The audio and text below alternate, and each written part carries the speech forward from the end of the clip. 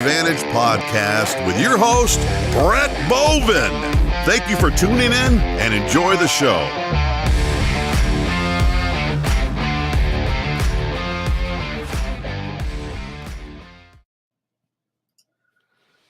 I'm not gonna lie. I really gotta fucking pee. Well, you better hold it, bub. I know. I went pee a little while ago, but I've just been chugging water, man. And next thing I know, it's like, damn, I gotta pee. And It's because you're paranoid that everybody in your house is sick. well, that, and I get a little nervous for a show, and yeah. So if you hear some weird noise in the background, it's the washer going in the house because my daughter just threw up before we started the show. Hey, 'tis the season, man. It sounds like everyone's just getting sick lately. Like I got sinus infection weeks ago, and then I had like a minor cold a couple of days ago, and it's like, what the fuck's going around? COVID-25, bro. Oh shit. Well, yeah. Anyways, I'm your host Brett Bovin, along with my other host Dan Asher. Tonight is episode 43. Thank you everyone for listening. Tonight we are officially in Idaho now.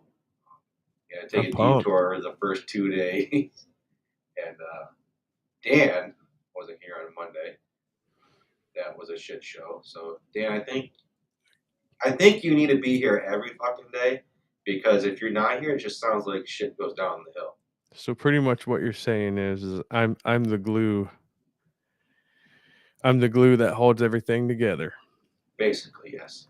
No, I mean, I definitely try every night, man. But I mean, just like you said, with your little one getting sick tonight, I mean, duty calls. That's what I was doing on Monday. I was helping my wife out. Yeah. Because she was dealing with the sick ones all day. And but that's just how it goes. Family first here at Whitetail Advantage. That's the most important thing to us here. And no matter what, like I said, family first. Well, I am excited for tonight's guest. Like I said, I've been kind of nervous. Once I was like, all right, yeah, we did schedule. Like, I kind of been nervous. Not gonna lie, just yeah. Well, I've been a little nervous too, I would say, but the biggest thing is just I feel like Idaho is one of them states that's very unique and a lot different than here and many other states. That's what I'm most excited for, is just to kind of learn about how Idaho stacks up to, the other state, specifically like the Midwest where we are. But yeah, man, let's bring in Bryan Marshall from Idaho, and let's get educated. I'll try to do my best, boys. I'll try to do my best. How you doing, man? I'm good. How are you guys? We're here. We're just taking care of our sick household currently. Yeah. We just got over that, so that is no fun. No fun. It's as soon as one gets over, whatever virus they have, the other one gets it, and then when the kids don't have something, then we get it. And then when mom gets it, the whole house falls apart, and nobody knows how to function, and no one eats for about 5 days because God knows I can't feed kids. So it's one of those, we got to get mom on her feet now because the house is falling apart. I get it. And then when I get it, it's the worst. My wife, she says I'm worse than the kids when I get sick. I never get sick, but when I do, oh my God, I am the biggest bitch when it comes down to it. Like, even a little cold, I just like, oh God, I'm dying. So she loves to give me a hard time over that. Yeah, when I had my sinus infection, I was just laying downstairs sleeping, trying to stay out of everyone's way. And she got sick a couple of days after, and she was up moving around, and she's like, look at you being like a little fucking crybaby downstairs sleeping. But no, I'm up moving around, taking care of everybody. This and that. It's like, you're just a little bitch. Yep. That's what I like to do as well. I like to go way away from everybody and just kind of go suffer in peace. And Just try to stay the hell out of everybody's way. Oh yeah. Well, Bryan, for anybody who doesn't know you, could you give us a quick little bio about you, like where you're from and how you kind of got into hunting and stuff like that? So I'm originally from upstate New York on the Canadian border. Grew up hunting, fishing, everything you can imagine there. And then when I was 18, joined the Marine Corps. Did my time in the military, and then got out. I was actually stationed in Camp Pendleton in Southern California. And then when I got out, started a few businesses, did that whole thing for a while, had an executive security company, which kind of took me around all over the place. And then during that time, I started an organization for wounded vets called Wishes for Warriors, or we're actually transitioning to Life After War now, which we just hit our 10-year mark on, which was pretty awesome to be able to. We've helped a lot of men and women that have suffered body or mind, and been able to give back to the community in a lot of different ways. And so still doing that. And, I was actually we got a bunch of guys coming in tonight and tomorrow, and we're going to do a big snowboarding ski clinic here just north, a couple hours on one of the mountains we have here, which is an unbelievable, beautiful mountain. I'm a father. I have 2 daughters. I'm a girl dad, which they're my life, and they're both incredible kids. We homeschool. I'm an avid outdoorsman. Once I got out of the military, I had an executive security company, took me all over. We ended up in Idaho. Before the Great Migration, I should say. So I'm not a Californian that transplanted here. I'm just, so you got to keep that hush around some of the locals. They don't take too kind of anybody if you mention California. And I tell them I'm a transplant, but I'm not one of them. So then I got out west, and then that's when I really broke my teeth and on Western style hunting. I mean, I grew up avid waterfowl and whitetail hunter in New York. And then obviously, military, I didn't have a life or any time to do anything.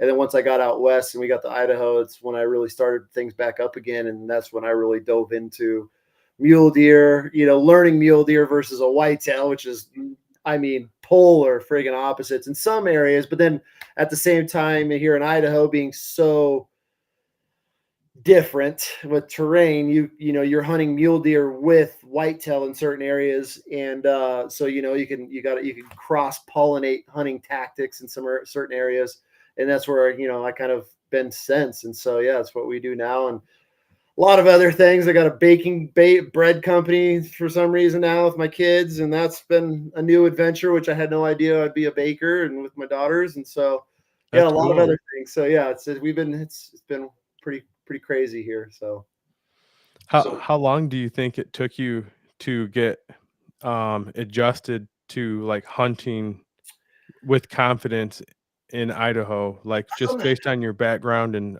northern New York? Well, mule deer and the whitetail, that was easy for me.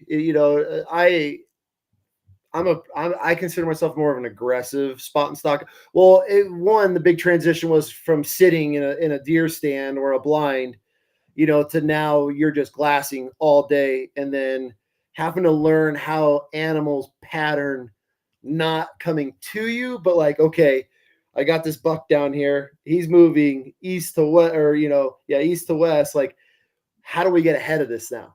How are we going to cross this river in the bottom of this canyon to get a play on this deer? Or do we just sit here and watch it all day, bed down, and then by the time we put a stock on it, it's been 4 hours and that thing is fucking long gone, not even in the same canyon anymore.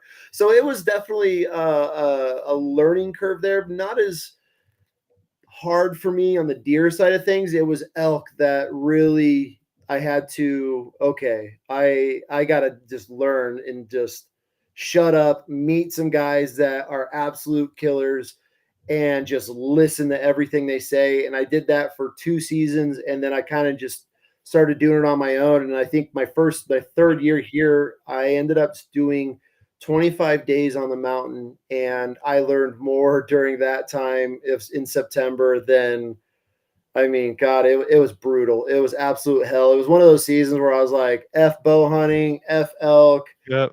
I'm done with hunting. Like, it was one of those, like, I had so many opportunities, but if I would have had just a little bit of experience, like, I would have been able to capitalize. And it was just I have no problem if everything comes in, with archery hunting, especially with elk. I mean, I tell all my clients that we need 1,000 stars to align absolutely perfect. And if one of those stars is just, that's your full draw, shoot, miss, right? And so I had so many of those opportunities where I just turned a corner and there's just a bull screaming and I thought it was another hunter, or trying to be super quiet and not realizing you can be so much louder with elk and be able to push hard and get inside of them and really put pressure on them. And, it took me a few seasons to get it, but once I was, got it dialed, then then it finally became fun for me instead of just being a bow hiker, kind of transitioned to a bow hunter. So, but yeah, as far as the deer, I mean, whitetail is completely different, from sitting in a deer stand or on the edge of a field on a food plot or something like that. Now, you got whitetail that are out in these flats in between these valleys that are in the sagebrush, or you're trying to catch them if they're in a migration pattern. And it's like, so that was definitely interesting. But as far as me, if I can turn something up in a unit, then I can usually get a good play on it. But yeah, it was a learning curve for sure, going from East Coast hunting. And what's funny though, is because I do a lot of guiding all over out here in the West. And I get most of our clients are from East Coast or from Texas. So like I try to relate to them in a way, but I'm just like, everything, just throw it out the window. Just listen to what I say and follow me and we'll get it done.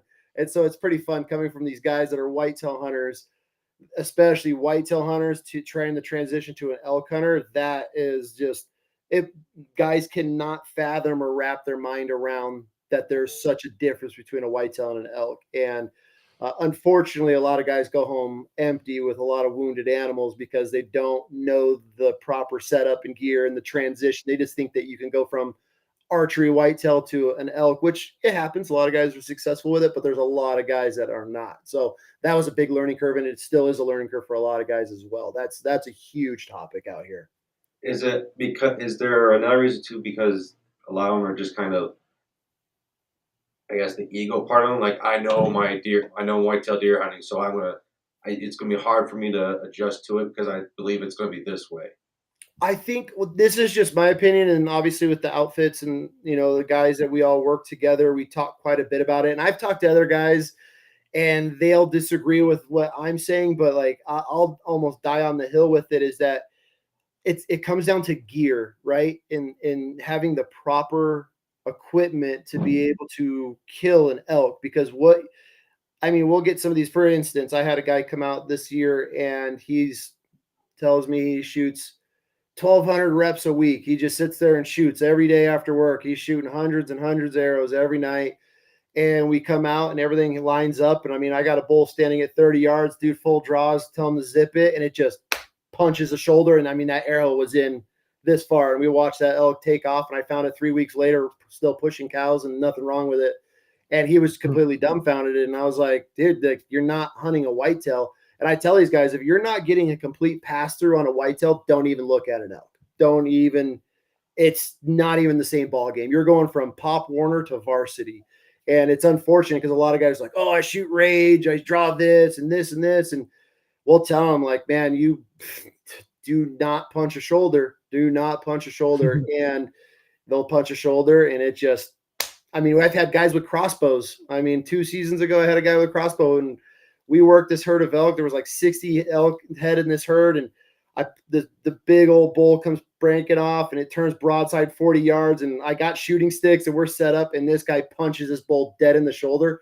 Whole entire broadhead and bolt just come apart. There's pieces. And it's just, and he was just like, I hit it square. I'm like, yeah, it's these broadheads are not gonna hold up. And the whole entire time he's telling me he shoots iron wills and all this other stuff. And when I picked that bolt up, I was like, that's not an iron will. And he's like, what? And he didn't even know what the hell he was shooting half of the time. But yeah, so there's a huge learning curve for guys. And I think another huge part of whitetail to elk fails is whitetail guys are so used to, they got their tree stand, they got their ranges, they got their shooting lanes. We have everything dialed. We know where the wind's coming in the morning. We know in thermal, everything's laid out for a whitetail hunter because you live in that spot. That's your lease. That's your backyard. That's your kitchen, right? Like, you guys live in that. your hunting area. I mean, obviously there's guys that bounce around, have different properties, but like for your everyday average Joe that's got that one tree stand and he's going to sit it every night after work, they have it dialed. And so I think a lot of the mindset is still set in that style of hunting. And then you come out west and it's like, get your shit, grab your pack. We got to get ahead of this herd. Or, hey, these elk or these deer are moving now. Like, we got to move. And then you're going from 0 to 1,000 in the snap of a finger, where you're running, crossing creeks, you're running through ditches, you're up in ridges, you're running straight up a mountain, down the mountain. I mean, and so then it becomes you're pulling these guys out of a comfort zone. And I mean, you'll have an elk come in, and I don't even know how many times I've had guys that we've went from 0 to 100, run, get everything set up, bull steps out 15 yards, gut punch it, or completely shoot over its back. And you're just like, you look at your client like, holy shit, like what happened? I don't know. And it's because they're so used to. So I tell all my guys, like, listen, like, nothing's going to be perfect. You're going to be shooting from kneeling. You're going to be on your stomach, having to draw while you're laying on the ground and on your knees to shoot. Like, imagine every messed up scenario possible when it comes to elk, muleys, even the whitetail out here, because they don't, at least where I hunt, you can't pattern anything. You're just getting out there and trying to turn something up and get ahead of them. So it's definitely, it's a learning curve for a lot of guys when they come out. For gear and then mindset, I think, are the two biggest things that guys can't really, comprehend until you get out here and you screw it up. And then, they'll come back the next year, like, I'm drawing 70 pounds. Like, I'm shooting 600 grain arrows. I got 150 grain broadhead. Like, okay, cool. Now we can break through a shoulder blade with that. So it just takes some learning, and we try to educate as many guys as possible. But a lot of guys are just so set, like, oh, I killed 50 whitetail at this setup. And I'm like, well, how many elk have you killed? Oh, it's my first hunt. I'm like, well, good luck. So it makes sense why so many people hire outfitters now with all that information that you just shared. Yep. Like, it would be overwhelming to never experience anything like that and then go out there and be able to figure that out, 100%. And then on top of it, and I know you guys are big whitetail guys, and we'll get into that, but you don't get to interact with whitetail as much. Obviously, you get the grunts and the wheezing, and you get some of that during the rut. But there's nothing that compares to some animal that comes out, of the brush and just looks through you and screams in your face. And I mean, you're sitting there, and I watch these clients and their broadheads on the tip, and I'm like, oh God, like, yeah, and I get it, because I'm in my binos and I'm shaking too. Like, if you don't have a rush, like, you shouldn't be out here doing it. So like, that's the moment I want these guys to live for. But they never experience it. And I mean, there's guys that come and that bull turns around. I mean, it don't even got to be a big bull. I mean, I've had like these little just raghorns come out and scream, and I got clients that can't even draw because they're so worked up. And I'm like back there trying to help them draw. And I'm like, just shoot this freaking elk, and they just come apart because they never really experience like a rush to that level. It's like that 200-inch just Boone and Crockett whitetail stepping out, and you're just like, what the fuck is that? Like when you see a giant whitetail, you're just like, that's a whole different class. Imagine an elk stepping out and you're looking up at it and you're on your knees and this thing steps out. These guys are like, I wasn't ready for that. So it's a blast, but it's unfortunate for a lot of guys, because it's just, like I said, they get that mindset, like, we're going to sit there, I'm going to call a bull in, it's going to walk broadside at 20 yards. And like you see on TV, and it's like, nope, like, get your shit, let's go. We got the wind shifting, thermals are about to shift. We got to get ahead of this herd. And that's the kind of stuff we deal with a lot out here, which makes it fun. Like, that's why we keep coming back and doing it. I mean, it's like, I'm one of those guys, like, it's so hard for me to sit. I could sit all day from dark to dark if I know there's deer in an area and something's moving. But if somebody's like, hey, just go out there and you might have an opportunity, I'll lose my mind. Like, I got to move. I want to be scouting, glassing. That's just who I am. Like, I can't just sit still. So that's why Western hunting, definitely, I kind of jumped into it, and it just was my style, because I'm just, I lose my mind even if I got a glass. Like, I'll sit somewhere for like 15 minutes, be like, oh, there's nothing in here. But like, we haven't even gotten comfortable yet. I'm like, no, there's nothing. Let's move on. We got to go. So yeah, it's a learning curve for sure. And now that you've done both, you've hunted in upstate New York and here, do you prefer the Western type hunting? Yeah, 100%. Okay.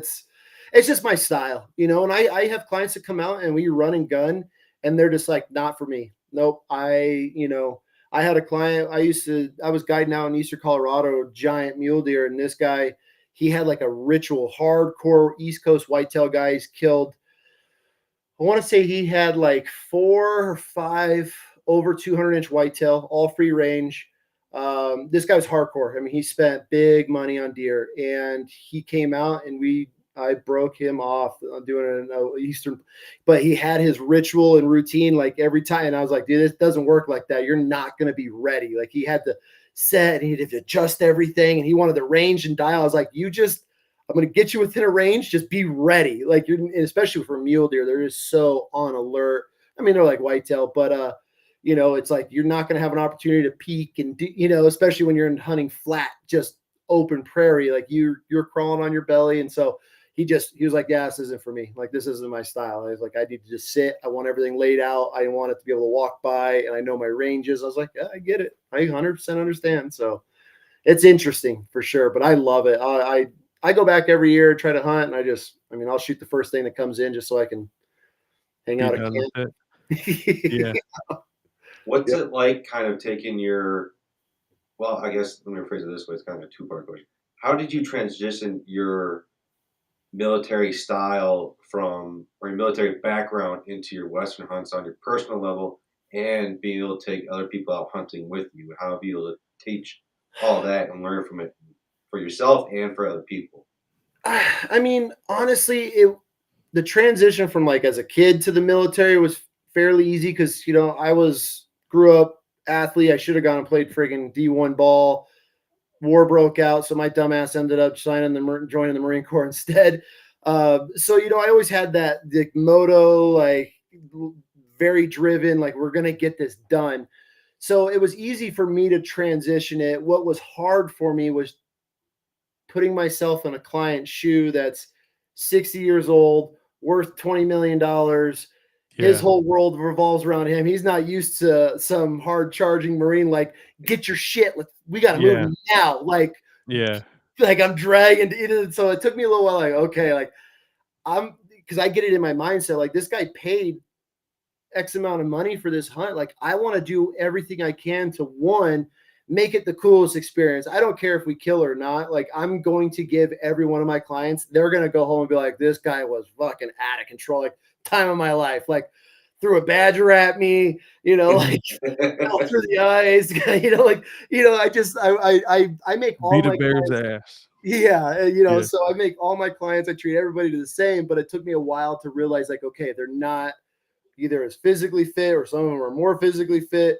They either are very sit and wait archery hunter. Like I have guys that are like, I'll just sit right here and I'll wait all day and maybe it'll walk by. Then I have other guys. So I had to learn who my clients were, or just even with my organization, taking vets out, like, okay, like so what I came up with, like, hey, here's 2 options that we can do. We got this deer, he's bedded here. We could put a play on it. We got a decoy. We can just crawl our asses in there, see if we can get within bow range and zip one through him. Or he might walk that way, or toward us. You want to sit here and wait. And so that was kind of my learning, where I was like, okay, I'll give guys options, because then if we went my route and we screwed it up, then it was my fault. But if I gave them options, like, oh no, let's push, let's go for it, then it's kind of it was a mutual agreement. And so, and if they give me the decision, I'm going to go my route all day, or I'm going to push and we're going to try to kill something. But it was an easy transition for me, going from military to, more of an aggressive style hunting out west. But the hardest definitely learning curve for me was learning that not everybody hunts my style. And so it took me a couple seasons to realize, like, okay, I got to slow down, and these guys are paying big money, but I want to produce for them and give them the best experiences possible. I have another kind of military based question. Yeah. So those crucial moments when you're in the tree stand, or when you're stalking a deer or an elk, those high stress situations, how do you feel that your experience in the military prepared you for those high stress situations? Like, they're not high stress? What I guess the best part about that is, to answer that question, like, from my military experience, we're always trained in everything that we've gone through. Like, for me at least, and for my guys, everything, all the emotions, the adrenaline, the dump, all came afterward. And so like, it drives my wife nuts because like bears are my thing. Like bears are like, if I could hunt one animal, bears are up on the top of my list. And so like when one comes in, those are the only things that like I'll get worked up for. And even if it's a giant, just absolute brew and just stud steps out, like it drives her nuts. She's like, you almost act like you don't even care. But afterward, like that's when like I'll lose it after I pull the trigger. But I don't have any issues. The only thing that'll get me riled up is if I'm playing back and forth with an elk and I know it's a good bull. And I mean, there's times where you got an elk 5 feet in the brush in front of you, just screaming, they're looking for you. And, you're ready to draw, you're locked in, you got everything you got, you don't even have to range because this thing's going to be in your lap. It's like, okay, like breathe, level, pin level. Like, I walk myself through my steps because, it's like, okay, I got my checklist. And I guess that was one of the things that transferred over. It's like, especially from the military, being a platoon sergeant or having my own guys, like I always had my checks in everything we do. So that definitely transitioned over. Like I'll go through and be like, okay, I'm knocked in. And I'll have my bow ready. I'm like, okay, level, got my top pin, or okay, he's going to step out at that wire. That's my 60-yard pin. And I walk myself through those over and over and over until that moment comes. And it's just like a natural draw, level, pin, squeeze, And so then it's like, then everything dumps after that. So yeah, that's kind of what was good training and just being deployed and all that crap, is learning to like turn it off for that moment that we need to get through. And then afterward, okay, you can cry afterward, you can scream, you can shit your pants. I don't care what you do. We got to get through. Let's get this mission done. Let's get this thing killed, and then we can do whatever and celebrate all we want till then. So yeah, that was that definitely helped in that area. And I'm sorry, Dan. No, go ahead. I was just saying that's cool. I'm a huge at paying attention to the details, the very small details. Assuming with your background, detail is very important. How have you paid attention to the details out there in Idaho, dealing with the major predators out there when you're hunting your elk and you're trying to pay attention to have a good hunt and all these other X factors pretty much kind of going against you? So for me, and just living, eating, breathing, being in these mountains, like, it's bear season. We got less than 30 days. So bear season's open and we live, for the next 3 months, we're going to be living on the mountain. We're there every night. We usually kill 4 or 5 bears a season, but it's like, you learn everything. You're picking up all the little details, especially in the fall, temperatures, you're watching, every little thing that comes into, like, it's hard sometimes. And I'll get so caught up because it becomes second nature. I hear like looking for wolf tracks. If we're in an area and we're starting to cut a lot of wolf tracks, it's like, I'll be with buddies and they'll walk right over it. I'm like, fuck, like, okay, these look fresh. These are, or you're turning up scat on a 2-track in the middle of nowhere and like, damn, this looks fresh. Like, so I'm always watching bears. I never really worry about bears. Aren't ever, at least where we're at in Idaho, we only have black bears. We don't have any of the grizzlies, unfortunately. But, it's watching and looking, okay, temperatures, water, where's the water? How much water is there?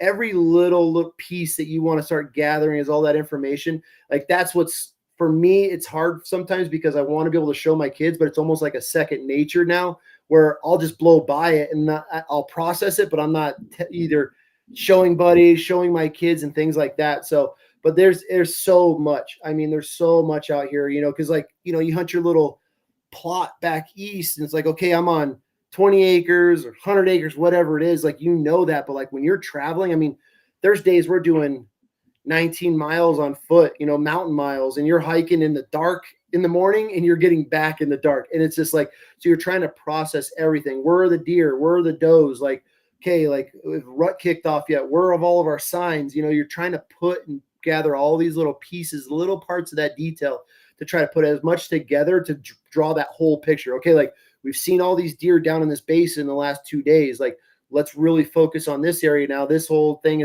side's been blown out. There's wolves in here. There's other hunters in here. We see these fresh tracks. Like, that's another thing, is just, hunting public land. We have so much public land. So you're constantly trying to pick up other hunters, you know, their signs, if they're fresh tracks. And it just comes down, same thing as a predator out there on the mountain. You know, I don't care about coyotes. I don't care about bears. It's wolves, even mountain lions. I mean, I live in these mountains and I've seen 5 my whole life out, not my whole life, but my whole life hunting out here. I've seen 5 mountain lions. So those aren't really a common thing. Everybody's always worrying and like, oh my God, the mountain lions, but it's the wolves that are our problem. That's where I'm always looking for signs and seeing if they're in that area. If you're hearing them, like it's kind of pointless even being there. And the have the wolves always been native to Idaho, or is Idaho comparable to like what they're doing over in Colorado right now, So where they're introducing? They did. I don't have the 100% facts on anybody to quote me on this, but I believe us, Oregon, Montana, and I want to say Wyoming, they introduced years ago. I mean, this was before it was big thing on Circle, right? And fortunately, we just passed a bill 2 years ago that the governor snuck it in, the agricultural bill, that they want to bring the wolf population down by like 90%. So now you get paid. You bring a wolf in, they write you a check. Like, I mean, so we're doing a lot because it's absolutely crushed the numbers. And so a lot of these, especially, man, if you want to get into an argument or a fight with anybody, just, oh my God, post anything about a wolf. And it triggers everybody. And, you know, if you really want to break down to the science, like the wolves that we used to have here weren't these Canadian timber wolves. These things are massive. So like you always talk about the ungulates. So all these hippies are always talking about the ungulate population. It's like, man, your deer and elk, like I have a buddy in Montana, and he is probably the most successful, just absolute murderer I've ever met in my life. This guy, he built a recurve bow and has killed like 28 bulls with his own bow. Like, I don't know if you guys have seen it, but check out Sterling Extreme Outdoors on YouTube. He's a big wolf guy, but I mean, he'll take me in the basins that he's hunted since he was a kid, like a child. He's like, dude, we've killed 30 bulls out of this little basin in here, and he can howl, like do a wolf call with his diaphragm. It's actually really eerie to hear like a wolf in the wild for the first time. Like it's creepy. And he'll do that, and like these basins will just light up with wolves. And he's like, dude, there used to be moose, all kinds of moose, 3-4 herds of elk in here, mule deer all day long. And he's like, we won't even see any. And we spend 4 days in there, won't even turn up a living animal besides, you know, hearing wolves at night. So they've come in and they've completely decimated these areas. And, you know, it's like, well, Yellowstone, and they do great out there. And it's like, it's a shit show, man. It's a very touchy subject out here. I'm all for. I mean, I've never even seen a wolf in real life, like alive on the foot wolf. Just they're so elusive. But it's amazing when you start getting in with the crowds of my buddies that are dedicated wolf hunters, and how intelligent and how tough those animals are. It ain't easy. Like, it's not easy to get on a wolf. And so when you're turning out just an absolute killing machine, you're screwed, man. Like, you are absolutely screwed. It sucks. Like, there's so much income that these states are bringing in as far as hunters. That's what these animal activists and the tree huggers and anti-hunters, they don't understand. Like, they're not doing anything to help wildlife besides bitch and protest and leave hateful comments and wish death on your children. And the most rude, vile, cruel shit I've ever seen in my life have come from antis and peace and love hippies are the only one. I've never had anybody wish that my children died of a horrible cancer, right? Like, the shit that they say, they're not doing anything to contribute a fucking thing to nature, conservation, trailheads, nothing. Maybe if they buy their parking pass for their shitty ass Subaru that sits there and everybody hates anyways, that's the only thing that they contribute. The hunters, the outdoorsmen, the fish, the whole fish scene, all of our money is what's going to funding this stuff. And then they have the voice on it, and then they vote because they have no idea what's actually going on in these mountains. And then they get introduced, and we'll see in Colorado in 5 years when all these people are hiking around like, we don't see anything anymore. There used to be moose on these trails. Yeah, motherfuckers, you voted for this. Like, this is what you get now. Like, exactly. This is what you get. And so it's the wolves.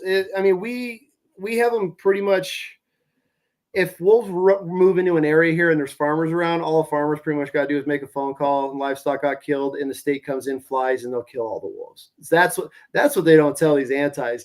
They want to sit here and protect everything. The state's flying this. I got buddies that got GoPro footage hanging out of helicopters mowing down wolves and grizzly bears. And so that's another topic you guys ever want to get on is the grizzly thing. Oh, they'll spend millions of dollars protecting these grizzlies instead of letting a grizzly tag go for sale. I guarantee you, if they let a grizzly tag go for in Montana, Wyoming, Idaho, any of those go up for auction, $1 million immediately, a minimum $1 million. Somebody would bid on that. 100. I'd put my life on that. Yeah, but instead, Let's get into that real quick. I'm kind of curious to hear about this.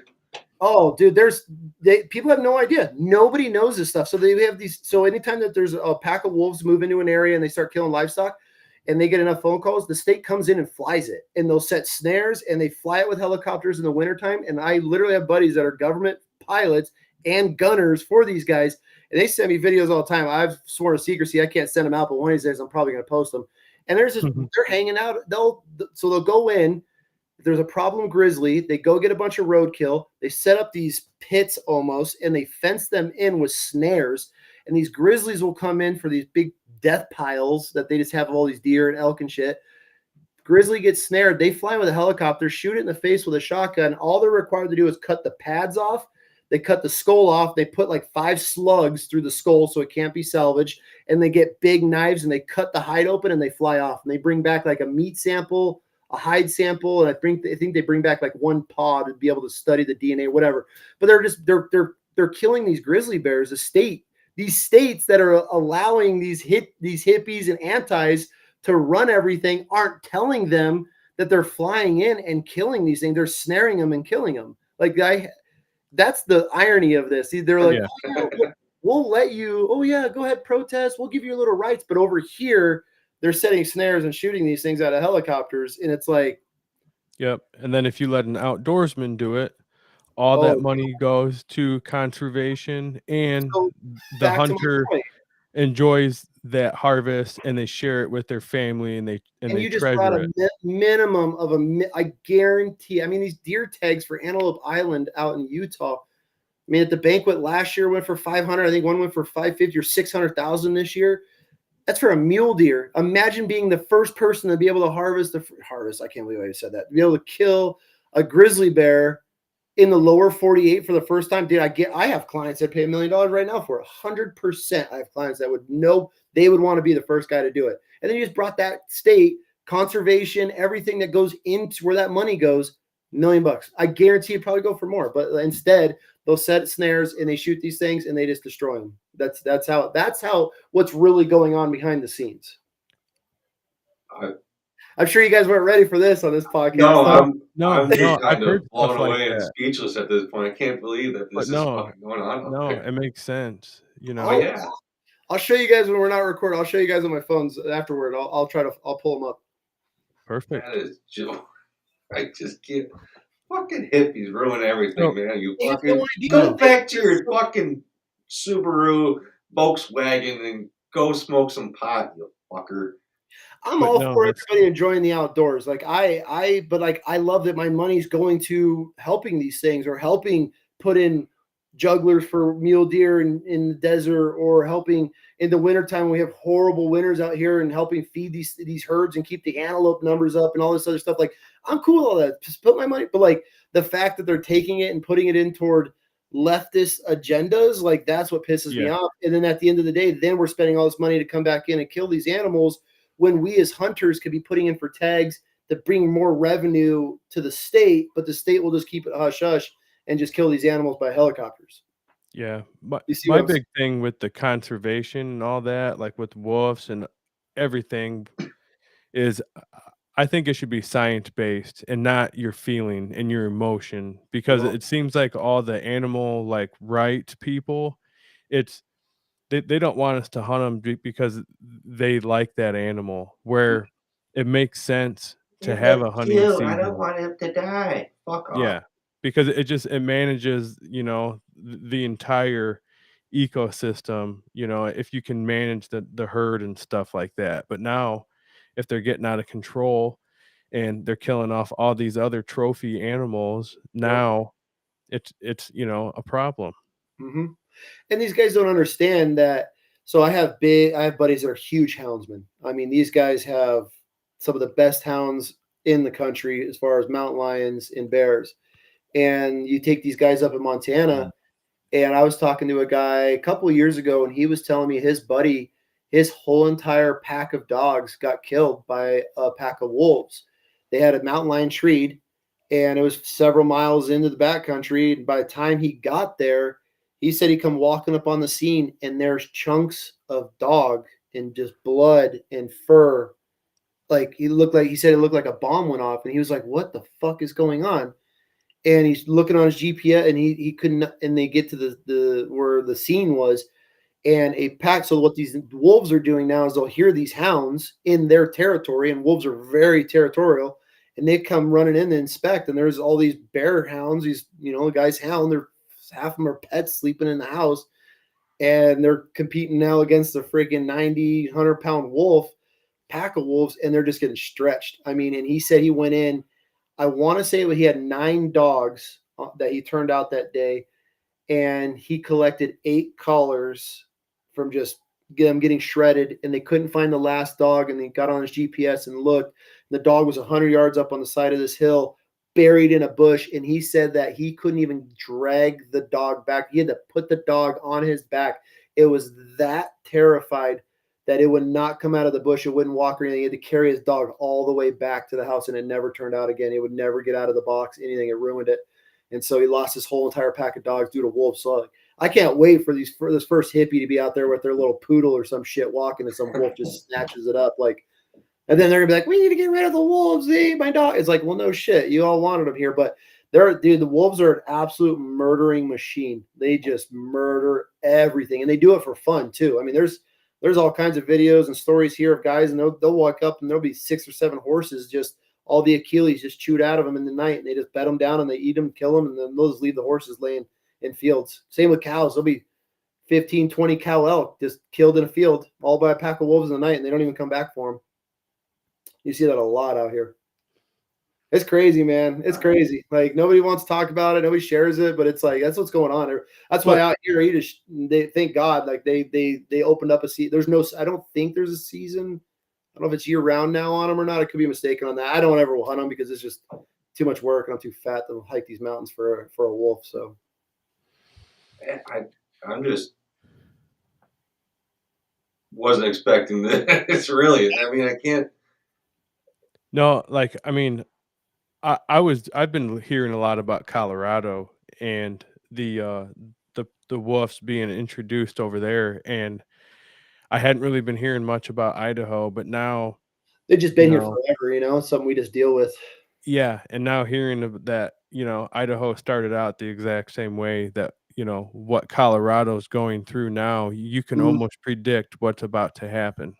It was so bad here that it's literally put outfitters out of business, like family-run outfitters, generational outfitters that own, because you can lease these territories in a way, and you bid on them, they come up for it, and you get the first right if you own that or lease that territory. You get the first right to release it when your contract's up every 3-5 years, whatever it is. And there's guys that have had these leases for generations, and they're just walking from them now because they literally, there's no elk, no deer, there's nothing for them to provide a service for anymore. And it got that bad, and then everybody kind of came together and petitioned it to the governor, and so that's where they were like, okay, we got to do something about it. It's that bad. So it was like, you can get like 2 tags during the season, and you can get your first one, and then if you did kill, you can come back and get a second one. I think they did away with it all, and now it's just open season. You can get like 5 tags at a time, and so they want to get the numbers down a lot here in Idaho, and so hopefully it helps. Wolves aren't bears. I would rather hunt bears than wolves. That's just what I obsess over. So I don't have a lot of experience hunting wolves. I just have time to it. So there are grizzlies in Idaho, just not your neck of the woods? Yeah. Yep. Northern Idaho. Yeah, there was a guy actually 2 years ago that got killed. A guide had a client. They were elk hunting. The guy was from California. And a grizzly came in the camp and attacked the guide, and the fucking client didn't do shit, just ran off and left that grizzly, and the grizzly killed the dude. What the fuck? Yeah. The guy was scared and ran. You could Google it. The guy is like, he admitted to it. Like, he's from California. And he's like, I was scared. I didn't know what to do. I ran. He just left his guide getting chewed on by a grizzly. How long ago was that? 2 years, 3 years ago, maybe. Yeah, it wasn't long ago. Like Idaho is pretty intense, man. There's some areas, man, where like, you know, I hunt, especially up in Montana or on the Idaho-Montana border. Like, you're watching your back. Like, you know, you're in grizz country. And I've dealt with grizzlies in Alaska, and like, I'm scared of them. I don't know if scared, but like, I respect them because they're a very fast animal when they want to be. But I've never been like super worried in Alaska. But like, when we're in grizz country, like Montana, Idaho, like I don't know what it is. They seem like a little bit more ornery. Like you hear a lot more guys getting charged, and you know, it's eerie too. Especially there was one night my buddy and I, we were walking out. And we had like 13 miles of the truck, and both our headlamps got clicked on in our packs during the day. So come night when we're hiking out, we go to pull out our headlamps, and mine's completely dead. His was like a little candle light, you know, for about 30, 40 minutes before his piddled out. Thank God, though, there was a full moon. It had dumped snow all that day. We're hunting muleys in the high country late season. And so we're walking out. The storm had blown over. It ended up becoming like an amazing evening. Well, as we're walking out, we're on this old logging road that we had walked in. Well, it had dumped several inches on us that day. And as we're walking out, like this, there's this, you know, it's late at night. It's pitch black, but I mean, obviously the moon's out. And there's like these saucer-sized tracks in the snow in front of us. And I pull my phone out and I turn my phone on and I look at my buddy. I'm like, bro, what the fuck is that? And he's like, there's a grizzly in front of us. And he's like, there's no snow in its track. So it's right in front of us. And he's like, it hasn't been long. And I'm like, oh man. He's like, listen, if we come in contact with this grizzly, just don't run. Let's stand our ground. Do not run. I'm like, all right, like, yeah, dude, okay, I got it. Like, I got your back. And so we're just, I mean, we got our rifles, but you know, it's you don't know where this thing's gonna come from. Grizzly. Yeah. It's a grizzly. And so and we're walking out, and this motherfucker, dude, I step on this dead, like thin pine tree that had fallen across the track. So when I stepped on one end, it come like flicked up in the bush on the other side. So like hit the bush, all this snow come falling as like the stick came up, and my buddy dips, like just takes off, hauling ass as like I'm turning toward this. Now I think it's a grizzly because I'm reacting off of him reacting. Yeah. And this dude takes off and running. I was so pissed. I was like, all right, like now I get it. You don't run, then you're just gonna leave my ass in there. So I mean, sounds like the California guy. Yeah, right. So, he's trying to get you fed.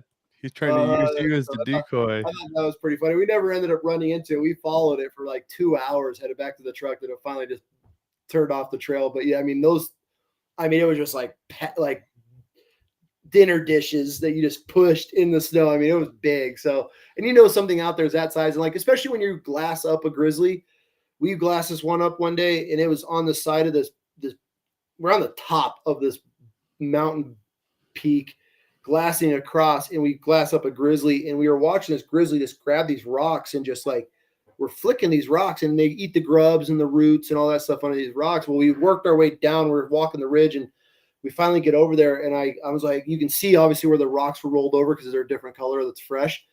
These rocks were like boulders, and this grizzly was just flicking them like it was nothing, like rolling them like they were just little rocks.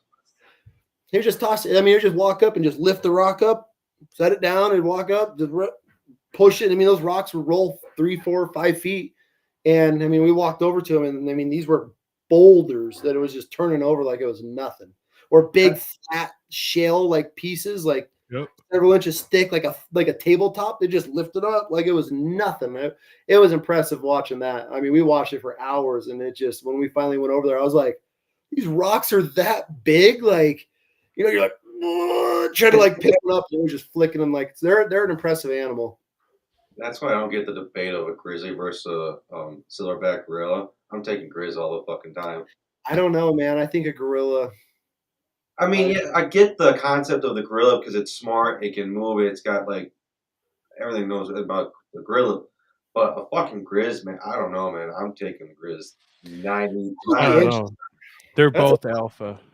Oh, for sure. But I feel like a gorilla can, if it got on you, like you're done. You know, I hunted baboons in Africa, and that was one of the scariest things to all the PHs and everything there. They're like, if a baboon gets you, they're like, you're done. Like, they're like, I'd rather get attacked by a leopard than a baboon because they grab you and you can't get it off of you. So I don't know. I feel like a gorilla, they're just going to pull your head off in a heartbeat. Yeah, that would be a warrior's death, but it would be horrible. So don't hate me on this because it's probably a stupid question, but I know you said that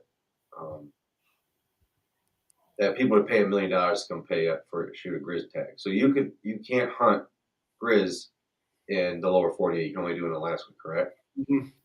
Russia. I mean, there's other countries you could do it in other, but like lower 48, no, they're completely banned here.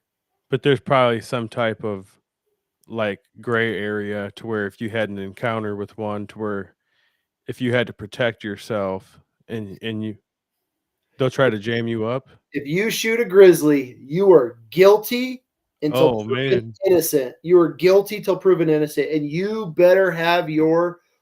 Well, first off, you better just shoot and scoot. Like, don't say you're done. Yeah. Like, you are 100% guilty, and that's the problem. That's why it happens. These guys will shoot these things in self-defense, and they don't say anything. I wouldn't say. If I shot hell no, I'm not taking a pit.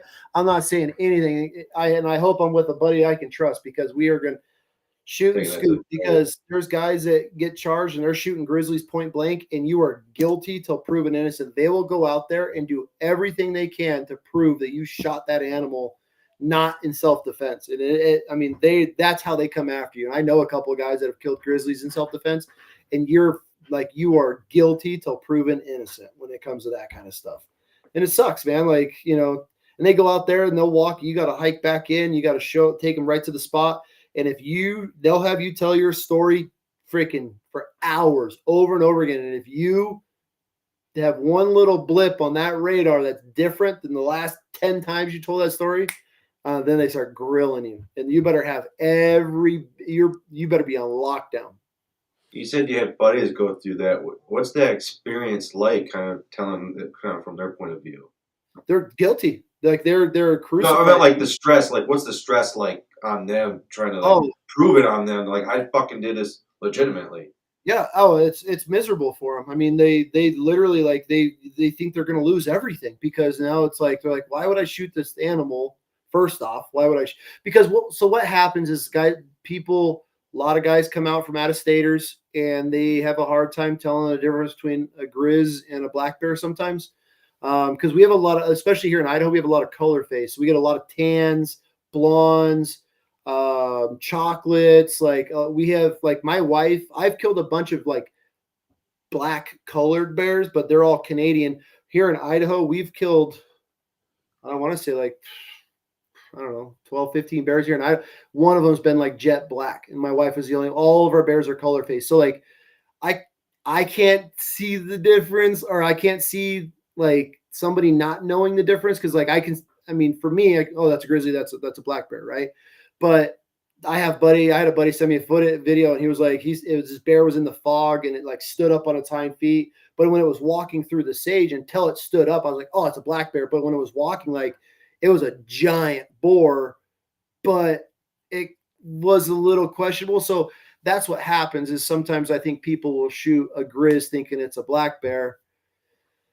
And to new hunters, black bears in general, I think are the hardest animal to ground judge, to score, size wise. I've seen bears step out and you're like, oh my God, shoot that bear now. And then you shoot it, you walk up, you're like, is this the bear we shot? They're like a dog, but when you're in your scope, it looks like a freaking 400-pound bear. So I can maybe see how that happens, but so that's what they're trying to prove, that you didn't shoot that bear on accident. But you're in grizz country, it's September, there's not, it's shit happens. So, but yeah, you shoot and scoot, shoot and scoot and get rid of that fucking gun, whatever you shot it with. Well, So, that's good to know. That's good to know for sure.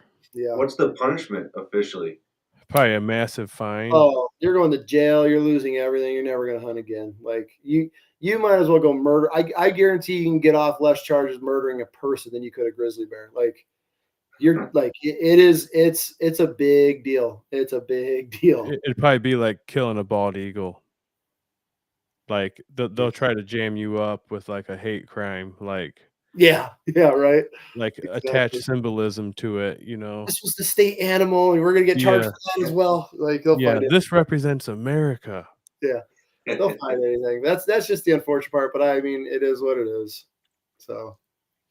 And then for out of staters like us, if we wanted to come and hunt there, what is what are the prices for like an elk or for whitetail or mule deer? Do you happen to know like ballpark on what those are going for a tag? Prices just recently went up here because we have so many out of state for so many non-resers coming, and they changed it now that so before for like me as a resident, I can grab my over-the-counter tags. Most of our units are just over-the-counter, and then I can go and pick up a non-resident tag as well. So when we as residents buy non-resident tags, we take away from your guys' slots now. Which sucks for you all, and it sucks. Yeah. It doesn't suck. I mean, it doesn't hurt me at all. It hurts us business wise because we can't have. It's harder for us to get clients that want to come back every single year. So we have to either get a hold of an outfit. Your best bet would be if you want to do it on your own, you got to go get online and hopefully you're not one out of like 108,000 people that are registered when tags go on sale. It's like, I got buddies that they'll call me and like, dude, can you log on? Here's my Fish and Game info. Could you get your phones? Well, I mean, we'll have guys that have 3 or 4 phones, all your computers going, and you're just waiting in that little wait room until your number's pulled to be able to put in for your tags. And then by that time, you better have your numbers. It got really competitive a few years ago. Actually, it sucks for non-residents now. Like I got a lot of buddies that want to come out and hunt, and there's certain tags and units that you can pick up no problem. But like, if you want to hunt like a legit unit, like you either gotta come to Idaho and then be at a Fish and Game office when it opens. I mean, we got people that are camping out 4 or 5 days. They're sleeping in the Fish and Game parking lot now and grilling out and having a party until they want to be first in line so they can guarantee that tag every year. So I want to say elk tags are between $600 and $700, which isn't bad. Well, I guess it could, I mean, obviously depending, but like for me to hunt Montana, I'm for a 1 deer and elk tag, I'm $1,500 in just before I even leave my door. So bear tags, I want to say are $450, $500, and I want to say muleys are around that 500-ish. I could be completely wrong. I haven't bought a non-res tag since they bumped the prices up. And also I'm a disabled veteran, so I get that. I get the veteran prices, which is nice. But yeah, so they definitely raised the price a couple years ago because there was just so many people and so many people flooding here and moving or coming to hunt, which is awesome. I mean, it brings a lot of revenue and it helps the states out as far as, helping out our parks and trailheads and everything. So we want to see the income, but they definitely had to make some changes because obviously, the hunting industry the last few years has exploded as far as being the new cool thing. So yeah, prices have jumped quite a bit, which sucks for y'all, but not for me. Yeah, rubbing our face, why don't you? So you said bear hunting is your number one favorite there. Why exactly is that out there in Idaho for you? I don't know, man. I love bears. We're able to do so much with them. It's such a cool animal. They're a very fascinating animal, especially when you spend a lot of time watching and studying them and just putting glass on them. They're fun. They're fun to watch. They all have a really cool person. They're like a big dog in a way. I know a lot of people don't want to hear that because like I'm such a dog person.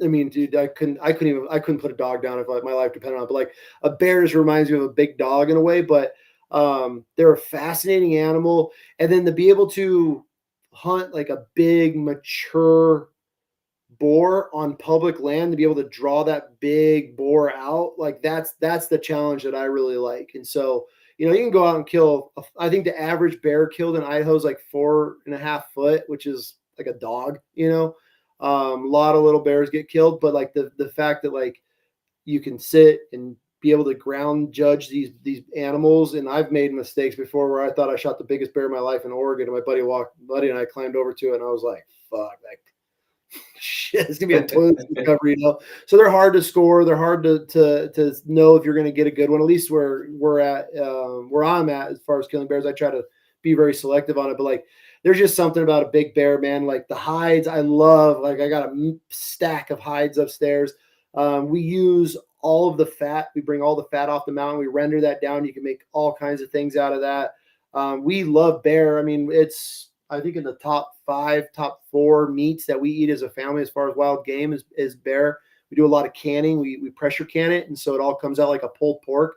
I send the bones to a buddy of mine. He's a knife maker in California, very, very incredible bladesmith, and he petrifies the bones and then makes handles out of them for a bunch of knives. And we're going to actually do some clinics coming up with a bunch of guys so all the bears that we've killed over the last couple of years, we've got a pile of bones. And so we're able to use so much of the animal. And so I don't know, it's just, my kids love it. My wife loves it. Like we really enjoy bears.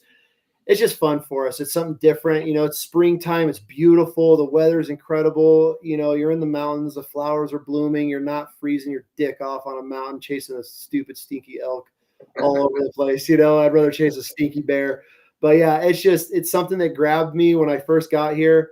When I killed my first bear, I was fascinated by it. I thought it was the coolest animal, and then I've just been hooked ever since. So yeah, that's kind of what I pour all of my energy into in the springtime, is definitely chasing bears. It's definitely on my bucket list. Yeah. It definitely appeals to me as well. Real quick, I did have a question though about your bear hunting. Mm-hmm. Your approach for when you're out after a bear, is that comparable to your Western style of hunting? Bears are very different. So we hunt them. There's several ways you can hunt them. Is bait. So you run over bait, which I know at first when I first got into bear hunting, I was like, oh, guys at bait, like fuck that. Like that's cheating. Stupidest thing. It's one of our main sources of how we hunt now, because I've over the years of just studying and knowing where these bears are living. These boars, they want to be in very, very steep, dark, cool canyons. I mean, when we get to our baits, like I have ropes that we're like pulling ourselves straight up these mountain faces with, 100 pounds of bait on your back to get to your bait site up there, so you have baiting, which I love, especially for the kids. I got daughters, right? I'm not going to make them walk 10, 15 miles a day glassing. It's just not fun for a kid. So that's how I really got into baiting, was getting the kids out there into it.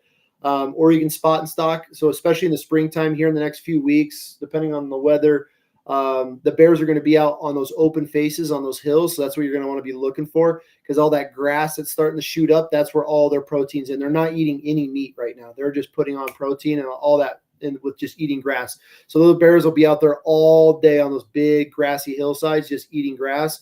Obviously you could run them off hounds here. There are certain seasons for that. We have a hunt season with hounds. So you can obviously cut out, tree a bear, shoot it if you want. And then we have just a pursuit season. So it lets you be able to keep your dogs pretty much trained throughout the season. So you can go and chase bears and things like that, tree them, take a picture, and then you just pull your dogs off. What else do we got? Yeah. So bait, spot and stock, dogs is the main ways that you can do it here. So which is dogs is fun, but you turn out on a big old bear. You might be doing 15 miles and they'll just walk. There'll be 15 hounds behind this bear, and the bear, you'll cut up the next ridge over the mountain, and that bear is just walking. 15 dogs, they're just walking, but that bear doesn't even care. They'll just walk. They'll walk you for 15 miles until there's times where you got to call your dogs off. You're like, well, this bear's not going to stop.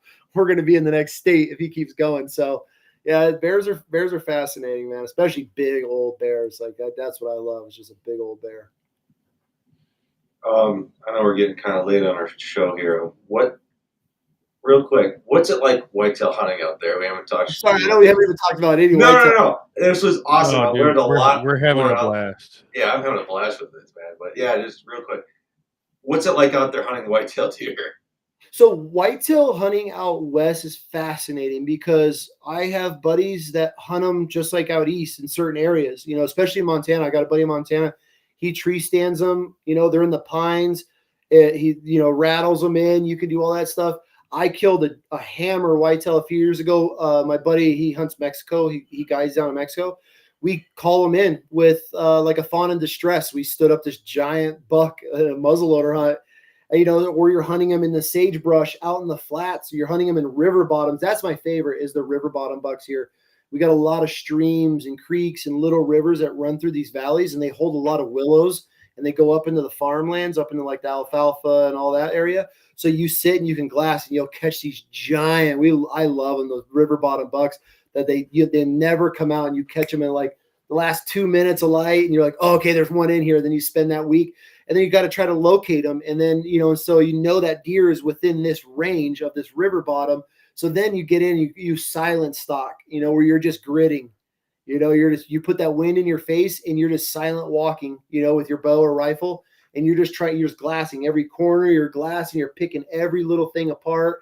You're looking for them bedded in the grass. I mean, you'll walk right up on them. I mean, it's very challenging, which, it's fun for me, but you have every scenario from the plains to flat sagebrush to river bottoms to hunting them in thick forests. I mean, so that's what makes out west hunting a lot of fun. I mean, it's just, there's a lot of guys that especially up in northern Idaho, and it's just thick woods. I mean, you get that separation from muleys to whitetail, and you find that range that they're in.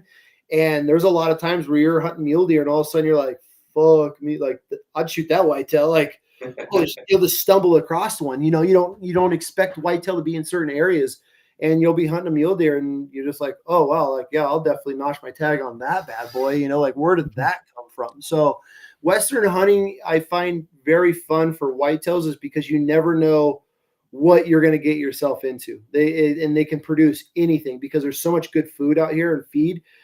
The genetics are awesome. I mean, we're hunting them out of freaking alfalfa fields, or you're hunting them on, top of a mountain range. It's random. I mean, you don't find them too high. Obviously, once you start getting thick into the muleys, the whitetail kind of piss off.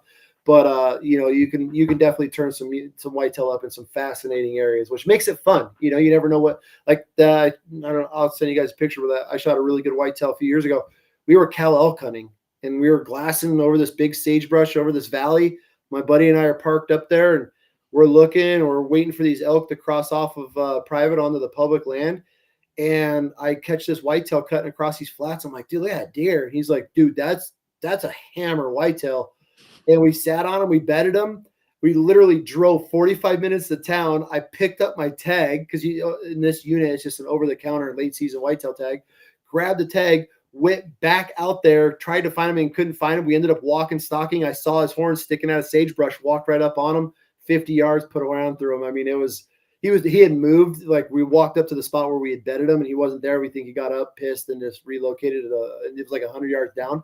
But yeah, I mean, it was like we had no intentions on hunting a whitetail, and all of a sudden I was like, we shoot this thing. I walk up on it, I was like, this is a really good deer. And he's like, yeah, I feel like it's a great white, because we're not white, we're elk and muleys. Like that's what so when you do turn up a good whitetail, it's like, it's fun for us because it's different. It's like you guys coming out and seeing like 170-inch mule deer for the first time. We're like, this is the biggest fucking thing I've ever held. But like, I would much rather, I think, kill a 170-inch whitetail than a 170-inch muley all day, because that whitetail just carries so much mass. I got so much character. I got a 170 buck in my bedroom, but it's like, it's just a framey whitetail or mule deer. But like, I put a smaller whitetail next to it. I'm like, oh man, like old mature whitetail is hard to beat. And so but they get to hide here. There's so many places for them to slip in. They disappear. You can't find them. And all of a sudden they disappear one day. And it's just, it's fun, man. It's a lot of fun. I wish I would have known. I found a deadhead a couple years ago. It's a double main beam whitetail. I mean, I thought it was a rib cage laying in the brush. It just curls real tight in, but it's got like a 9-inch double main beam that comes off of it. I mean, so the genetics, we got really cool genetics here. I mean, it's a lot of fun. What's it like, well, for the people that hunt out east, and it's like hard for them to get over the concept of, because I know I had it for a while. It's like, well, how can you hunt whitetail deer by stalking them? You got to sit in the stand. What do you say to those type of people who just can't get over that? And it's doable. I'm going to get some hate for this one. I feel that spot and stalk mule deer is a little bit easier. I hate saying that. A little bit easier than a whitetail. The whitetail are just they're locked and loaded 24/7. I mean, for some reason, they're the spookiest animal, and you get a lot of the West Coast, East Coast banter back and forth, like, oh, whitetail, every hillbilly shoots a whitetail. And everyone's like, well, every idiot shoots a giant mule deer, but it's like, you definitely see, I feel, especially in the industry, I mean, I see a lot more big mule deer killed than, I don't want to say big, I want to see a lot more mature mule deer killed than mature whitetail, because I feel like that mature whitetail, like, they know when the season starts, they know when to be nocturnal. And then, I mean, dude, you'll be driving down the road, there's a fucking 200-inch mule deer standing on the side of the road. I mean, how often do you see a giant whitetail just like watch you drive by or back your truck up and take a video of it? Right. It's not very often. So there's that. I know I'm probably going to get some shit for that. You guys should probably edit that part out. But it is definitely doable. But obviously at the same time, like when you're hunting in these areas, like wind is your best friend, the wind. Thermals are your worst enemy. It's especially in these valleys, mountains. As soon as that sun comes up, goes down, shifts, everything is pulling and pushing, swirling. I mean, those, even when you get into these river bottoms and it's, wind checkers are your best friend. I mean, I'll fill my wind checker 4 times in a season in September alone, because you're just all day, just, and it's blowing this way once, this way. It's just every time you puff it, it's a different direction. So a lot of patience, a lot of slowing down and just waiting for that moment when everything lines up. But it's definitely doable. I mean, I'd say every whitetail we've ever killed is all spot and stock. So I've never sat and waited for them out here out west, but I have some buddies that definitely do that. They'll try to pattern them, but yeah, it's doable. It's fun. It's hard. I mean, you got to be super aggressive with it. You just gotta shoot your shot. You got to get in, get as comfortable as you can, slip in, get within range, and just wait. I don't ever stand a whitetail. Mule deer, you can stand a mule deer all day. They'll stand up and look right at you broadside. You try to stand a whitetail, and they're out of their bed at 100 miles an hour, and you're just like, never doing that again. So yeah, it's definitely a learning curve, but it's a lot of fun. It's just something different. It's just for those guys, especially the young dudes that want to just get after it and walk your ass off and try to put on a spot and stock on maybe something a day. It's definitely it's fun. How far would you have to say someone would be comfortable at a long distance? What would be like the longest you'd say that someone would be comfortable shooting with a bow? I mean, obviously it's all shooter preference. Just depends. I mean, dude, there's times. I mean, I've shot an elk at like, what was my 8 yards, 9 yards. Have them run right in, and then but then you have them that'll hang up at 90 yards and they just don't stop. I mean, so it's just, I've had mule deer walk across our path and almost step on you. Then so I tell them to be as comfortable out to your farthest distance, whatever you're comfortable with, and then just stop there and just shoot that range, because it's going to be a little bit farther for some reason every single time. But I'd say your average shot out west is going to be 50 yards. Like I can get most people within 50 yards. After that, every yard after that, like you're pulling those stars. Your stars are starting to not align after you get within that range. But yeah, 50 is, I'd say, probably average, but I mean, most of my clients this year, they all shot under 30, so just depends. I mean, it's just, there's guys that come out here and they've done it 6-7 years with us and never shot under 50 yards. Like I have guys that shoots, he's like, but this guy is very confident.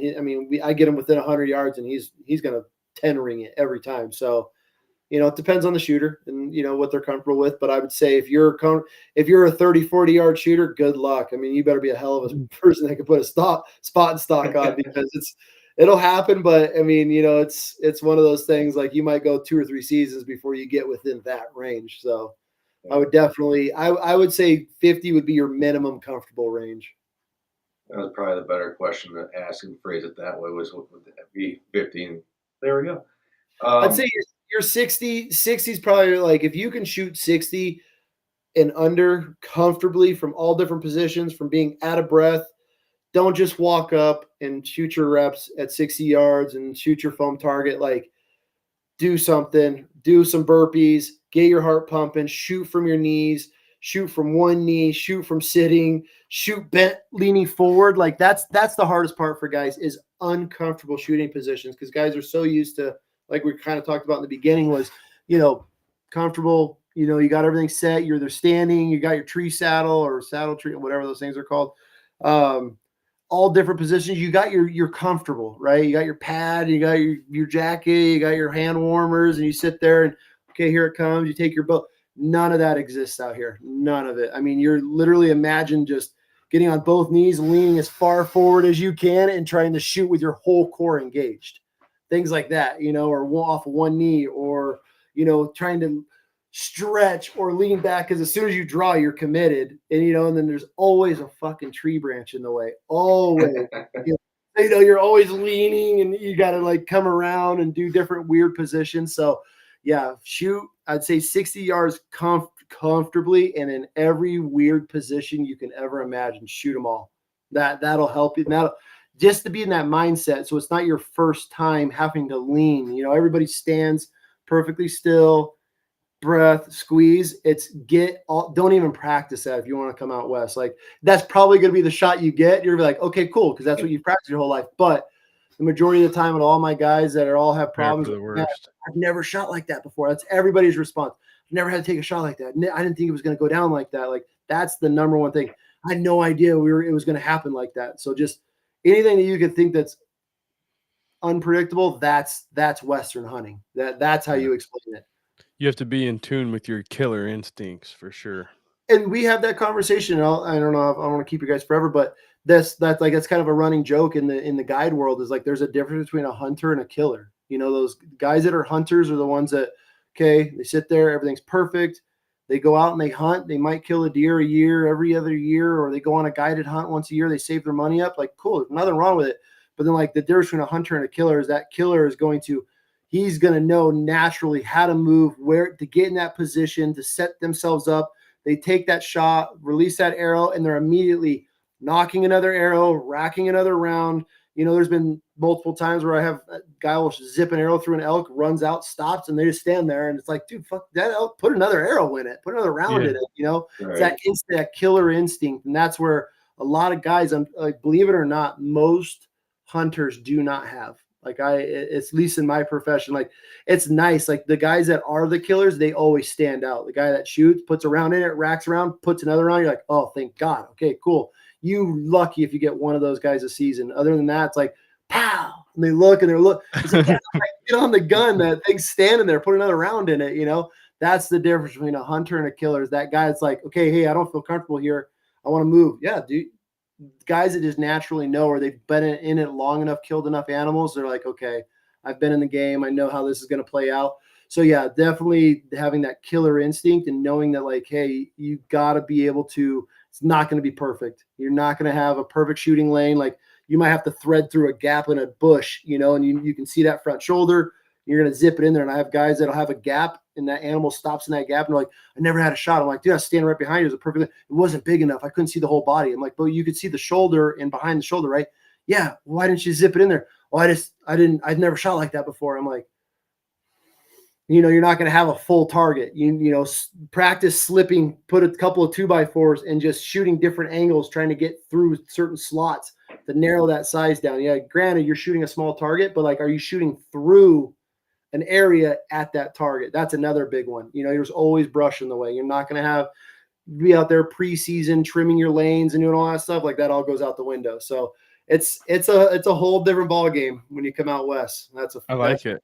Yeah. It seems like you throw the spookiness of a whitetail on top of it, and then it's just it's like good luck. So it seems like a man's state for sure. It'll test you. You're going to go home one or two ways, happy or completely hating your life. So, well, Dan, do you have any questions? I'm going to phrase it this way. I'm going to have Dan ask any questions or anything like that. And then if whatever that goes be, and Bryan, like to talk before we let you go on your organization for veterans. Yeah. So, Dan, if you have any questions for him. No, I mean, I don't think I had any more questions. I just really wanted to thank you for your time, man. Yeah, and I enjoyed chatting with you tonight. Idaho is really interesting, man. I is. want to go out there for sure. Yeah. You've convinced me for sure that that's one of those states that I need to explore. It's So fun, man. It's fun. I'm gonna get a lot of hate for you guys saying this, so we keep quiet, but no, it's a lot of fun, man. I hope a lot of people come out and experience it. It changed my life, like as far as going from East Coast, Northeast whitetail hunting to out west. I mean, it's a whole different world, and it'll take you a couple seasons. There's guys that come out here and pick it up immediately. I run into young guys all the time on the mountain. A lot of guys from out of state, and they're like, "This is where we're at," and I'll kind of talk to them if I could help them out in a way. If it's not going to get in our way, we'll give them as much advice. And it's cool to talk and see their mindset, from somebody that's hunted flat, oak brush and, down in the South or on the East Coast. And they come out and they're like, "This is where we're at. We think we got water over here." And then you kind of help them out. And it's cool to be able to see like these guys putting the pieces together. It's like, all right, cool. You do this for a couple more years, you might get it dialed. So it's fun to watch.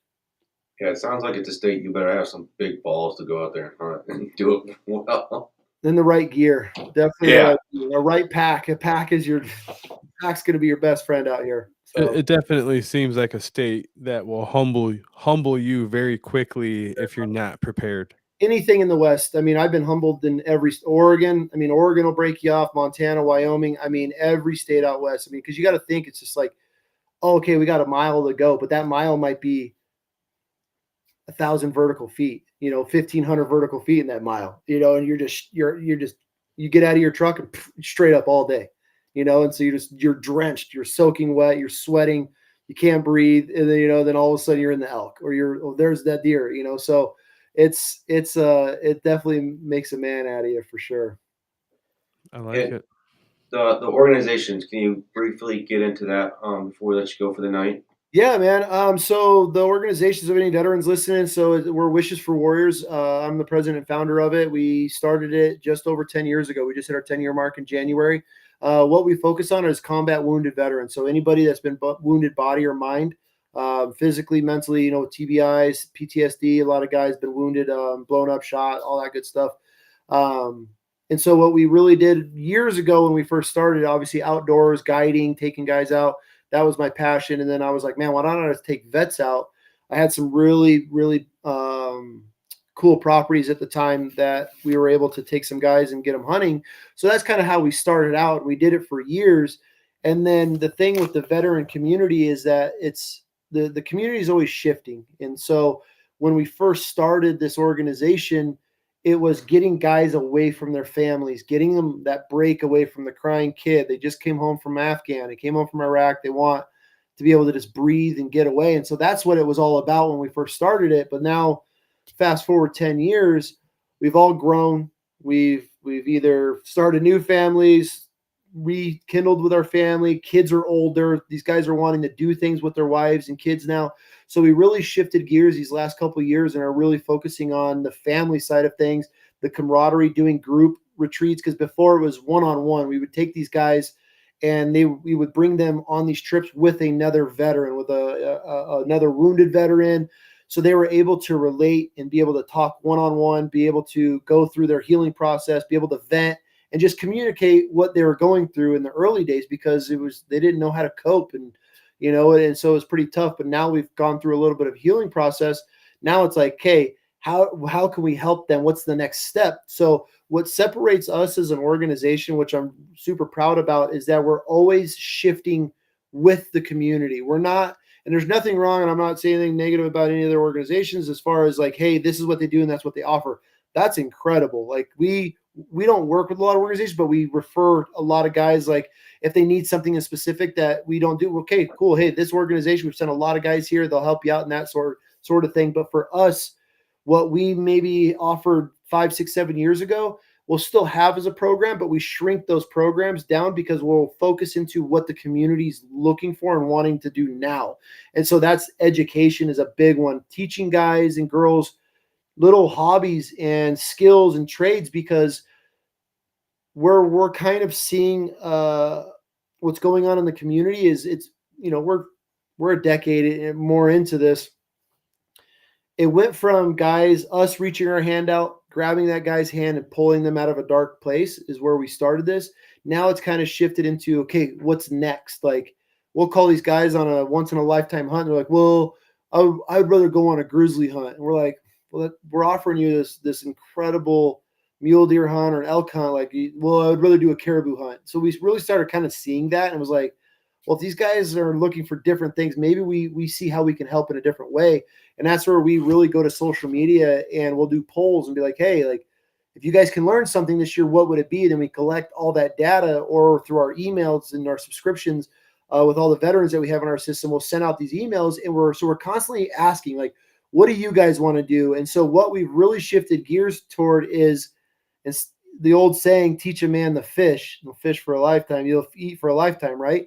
So instead of us providing the fish, which a lot of charities, they take these guys out, they go on their trophy hunt, they shoot an animal, they get a pat on the back, thanks for your service, they get a mount sent home a year later in a freezer full of meat. Fucking awesome. I'm all for it.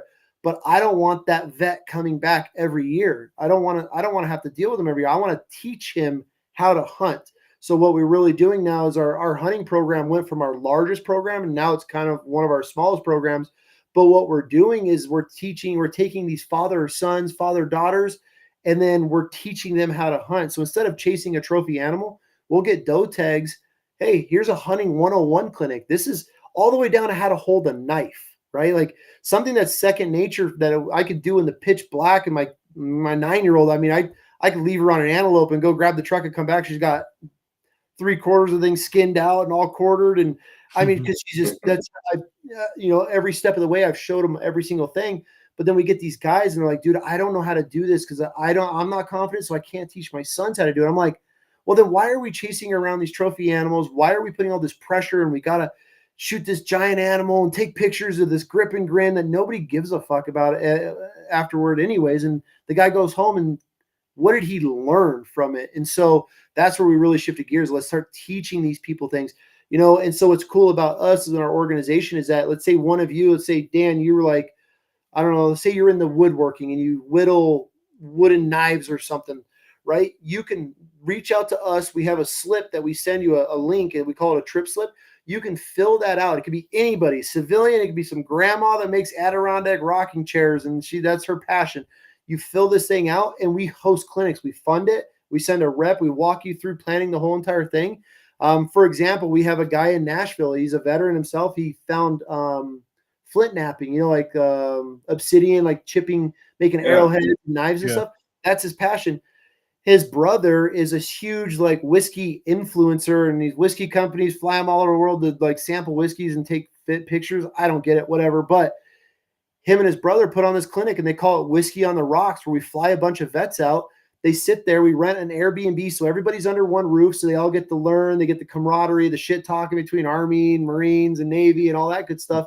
And they got to taste whiskeys from all over the world, and sat there and they made their own knives out of obsidian rock. It cost me like $80 in supplies. Bought a giant case of this for $80 of obsidian, shipped it out there. These guys had the time of their life, and they got to learn a skill. And so now these guys got to get the tools, they get to go home, and now they started a new hobby or a passion for it. So that's kind of where we've really shifted gears the last few years is with our organization, is more teaching a man how to fish. I don't want the same people. Hey, I want to do this again, or hey, what's the next hunt? It's like, hey, I want you to go home and now you can help another veteran, or hey, you and this vet that are both from Iowa. We just showed you everything on how to gut, quarter, skin, pack, process, debone. I mean, the whole process. Now you and your buddy can go home in this fall and do it together. So now you have a hunting partner that you guys can spend time with in the woods. You don't have to rely on other people or organizations for you to be able to provide for your family. Now you can do that yourself, or you and your wife, or veterans. We're fucking assholes, right? Like we got our issues, we got our demons that we battle, and the wives usually are the punching bags for everything that we're going through. And so what we want to do is take that husband and wife and disconnect them. Like we do these backcountry rafting trips where we'll send these couples, and they're disconnected, no cell phones. You're completely disconnected from the world, and you float this river in the backcountry of Oregon for 5 days, eating, 5-course meals, breakfast, lunch, and dinner. And they're able to connect on a more of an intimate level and rebond again. And There's no distraction. They don't, oh yeah, There's none of that. They're able to sit and they're forced to communicate and work through certain things or bond on different levels. If their wife gets thrown out of the raft, and you got to deal with that, so you better get in and get her. But, so we've really done a lot. And so we're really, really proud and prideful of us being able to offer so many different things for veterans. And you could be a vet yourself that's into something, or you could just be an average Joe off the street. And if you have something that you can provide, like we got a guy that's down in Arizona. He's got a gold mining claim, and he wants us to bring 20 veterans and kids and families. He's got a bunch of wall tents, and we're going to go pan for gold for like 3-4 days out in the desert. And he's like, everybody will find gold. And he's like, it'll be the time of your life. We're like, perfect. Like, we throw it up on our website. It's wishes4warriors.org. So any veterans listening, or wives, brothers, sisters, kids of veterans that they know of their dads. We get a lot of kids that reach out, the daughters, my dad's struggling. He can really get away. You fill out the form, you get into our system, and you could RSVP for any of our events that are coming up. But you have to be 50% combat service or more. I wanted to do that just to make sure that guys and girls that sacrifice body or mind on the front lines, they didn't have to wait for, to get help and getting taken care of. But we do a lot of any veterans in Idaho that are listening to this. We do a lot of family stuff here in the Boise Meridian area. We're always doing cool things like tubing days, paintballing, family paintballs. I mean, you name it. We do all kinds of family events, bowling nights. I mean, we'll just book things and just top golf, and everybody, whoever shows up, and it's free for anybody. They don't have to pay for anything. We cover it all. We just kind of just build a camaraderie as far as here in the community. So, and then obviously we're nationwide. We're based at Idaho, but we do stuff from Florida to Alaska to Africa and everything in between. So just trying to show the community, the wounded veteran community, that there's life after war, and we want to be able to help them any way we can. So that's kind of like the elevator pitch for the organization. We do a lot more. We help out law enforcement as well. We help them get free training through an awesome company that we work with. It's Howitzer Clothing. We teamed up with them, and they raise a lot of money to help get cops, active duty law enforcement, free training. So, everybody wants to defund the police and do all that bullshit. But instead of us crying about it and, not doing anything, we wanted to start a program. So now these cops can get online. We have instructors that are based all over the country, and they can fill out an application. They get accepted to that law enforcement or to that program. We don't cover travel, but the course is completely covered. So they show up. So what's happening now is a lot of law enforcement departments are sending their instructors to our instructors, getting spun up on different tactics, things like that.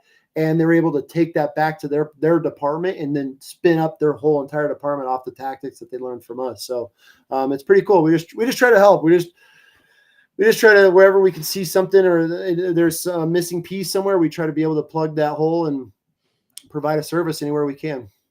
Yeah, I have 7 years of law enforcement experiences myself. I know Dan has 7 years as well. My dad has 30 that's where we met. Oh, yeah, we worked at the same department together, and my dad has 30 plus years of law enforcement experience. My grandpa, my dad's dad, he was in the Air Force. I'm married into a Marine family. My wife's now passed away. Father was a Marine. Her brother was a Marine. So yeah, Marines are my favorite. I mean, I never served. I mean, I tried to make a career out of law enforcement, but it just didn't pan out. But I worked with all the branches, and hands down, my favorite guys to work with were the Marines, just because they were the funnest. They were the funnest, and when shit hit the fan, I always knew if I had a Marine with me that I liked my odds. Yep. So, I love the Marines. For sure. And thank you for your service. Well, thank you, man. And thank you guys too. I couldn't imagine being a cop. There's no way. I get asked all the time, and I have a history of law enforcement. I'm not the biggest fan of law enforcement. So that's understandable. I have a lot. It's all my fault. I was that just belligerent guy on a motorcycle doing 120 doing a wheelie down the freeway. So I think my best ticket, I have it somewhere. I got 155 and a 50. And holy shit. I didn't even know the cop was behind me either. I was racing a car on my bike. But anyways, so everything, all my experiences, I've brought on to myself, but I just, you always run into those, just, there's always that 10% or whatever. But, yeah, so I have a history of law enforcement and running. I've run a lot from cops and gotten away from it, but it's funny now. I never thought in a million years I'd ever have an organization that I was helping law enforcement. But at the end of the day, man, they're human beings just like everybody else, and they got to deal with the shittiest shit that this country has to offer every fucking day. And you couldn't pay me enough, man. Like, every call, you never know what you're getting yourself into. At least when I signed that dotted line, like I knew I was going to go to war, put myself out there for it. I did my time and then got to come home. Like, we deal with these guys and hear their stories, and it's this heartbreaking of, having to deal with the stuff that you're out on the road all day and then have to go to your daughter's recital after zipping up a body bag, it's like, and put a smile on and put it away. It's like, I couldn't even fathom how the cops do it. It's like, I understand why y'all are cranky and fired up all the time, because you're just dealing with bullshit all day, every day. And like, so I get it. And I try to be as compliant as far as when I'm in one of my moods, whenever I have a run in. Yeah, but, we all have those days. We all have those days, and I get it. And so, but yeah, man, it's being a law enforcement, especially nowadays. And we kind of refer to law enforcement as our era of Vietnam veterans. I mean, they're just shit on every day. And very unfortunate what's going on, especially politically. But we can do our little part to help get cops better training so they can take that back to their department, so guys are more equipped in any way. And at the same time, so this year we're going to expand our program. So what we're doing for the veteran, as far as our clinics and retreats to be able to take these guys and disconnect, we're actually going to start doing that for law enforcement. So we're going to do a rogue river trip for some active duty law enforcement guys, take them. We're going to get guys from all over the country, bring them together so we can see, that was one of the biggest things when we asked the law enforcement side of things, like what they wanted. And the number one thing that came back is these law enforcement officers wanted to meet cops from different parts of the country to be able to cross, to be able to, what the hell's the word I'm looking for? To be able to exchange, like, compare stories and what, like, working in East LA versus out in the Midwest, and so that was one of the things. So that's what we're gonna start doing, is trying to get cops from all over the nation. Maybe some Miami cop have to deal with some guy out of Portland and see the difference. So we're excited about it this year. We're actually in the process of trying to find the right law enforcement officer to help run this program, because none of us are cops. We're all vets. And I don't even want to, venture into that world of trying to help somebody that I haven't. It's like a cop trying to help me. He's not going to know what I've gone through, and I don't know what they've been through. And even though it's similar things, it's different, right? Like, I don't know what it's like to be shot at on our home turf. So, but yeah, so that's kind of what we're at with the organization. So I know I probably went a lot longer, and I don't know if you guys usually run this long, but no, it's all right. But I mean, it deserved to run late because of the topic at hand. So thank you for sharing all of that with us. And no, I had a great time tonight, man. Yeah, no, I appreciate you guys reaching out. Like, we had you guys message, and I was like, yeah, I'm down. But then I don't even think you guys really realize what you guys got yourself into as far as, everything else. So no, I mean, we don't really filter anything, and we have an idea of what we like to talk about, but mainly we just like meeting people and just kind of having like a campfire type discussion. Oh, sure. So and we're not fucking censored. We don't give a shit what our people like, what we say or do. It's our fucking show, and we say what the fuck we want to say. If you don't like it, don't subscribe. Exactly. Real quick though, on the law enforcement side, I'd say because of what I went through, why I had to leave law enforcement, mental health issues, therapy is the biggest fucking thing, and for officers to kind of, like, when I first was going through my experiences, I didn't want to go into therapy. I thought of the mindset of, well, I'm a man, I'll get through it, I'll just bury it and bury it and bury it. Next thing I know, it's just eating me fucking away, and it was you could see it in my wife, and I was just taking it out at home, and I fucking hated myself for that. Yep. Then eventually one incident at work happened, and it put me out for a year. I went to therapy for it, and it eventually came to me feeling better inside. Come to realize I can't do this anymore. If I go back to work in law enforcement, I'm going to mentally just fucking lose my mind. Yeah. So being able to talk to a therapist and be able to just kind of humble yourself to going to therapy. Yo, for sure. And become part of it, it really does help in the long run. And that's a big thing too. And you know, I can't speak on behalf of law enforcement, but on the veteran side of things, you know, therapy. I have buddies that they go to a therapist to the VA, you know, once a week, once every other week, and that helps them. Then I have other guys that like, I'll never talk to a fucking shrink. Like they don't know what I've been through. But that's where there's other programs to be able to disconnect or to be in a group environment with individuals that have all gone through some sort of traumatic experience, law enforcement, veteran side of things. And then they're able to talk and be like, okay, how did you cope? So just being able to be in and around your peers and people that have been through certain things, that we even see that helps a lot as far as, because, you know, you get a lot of these alpha dudes and they're too prideful and they don't want to talk about their feelings and shit. I get it, man. I was one of those guys for years. And once I realized like, dude, it's good to be able to talk. I'm not a therapist type of guy, right? Like in the VA, you go and talk and it's like, just not my thing, but I can sit on the mountainside around a campfire and talk to everybody and hear and listen and how they're dealing with their families and why, you know, and so I feel like we've all gone through enough of a healing process and matured enough that we're able to call a spade a spade. You know, it's like, dude, you're kind of being a dick for no reason to your family in a way. And you know, like I was saying earlier, our wives are all punching bags and kids, and it's very unfortunate, but that's why we want to be able to take guys out of that environment. And, you know, we have a program called Bonfires. And so like, you know, you're bonding and, you know, it's one of our best programs because we'll take these guys into the mountains on horseback and they can cry, scream, beat a fucking tree with a log if they want. Like, we don't care. It's your time to be able to express and get all of that hate, anger, the political environment, everything that weighs on us as men and providers and fathers and husbands and everything else. It builds on you. It builds. And, you know, and if you don't clear that off your plate, man, you take it out on your family. So we get these guys away. I mean, dude, if we got to do a sweat lodge and a bunch of dudes friggin' smoke a bunch of ayahuasca or whatever and trip balls and face their demons, I don't give a shit. Whatever helps you become a better person, we're all for it. And so, you know, it's just one of those things to be able to find that path. And it could be hunting. It could be fishing. It could just be putting a pack on and just hiking a trail until dark and then setting a tent up and getting up the next morning and walking back.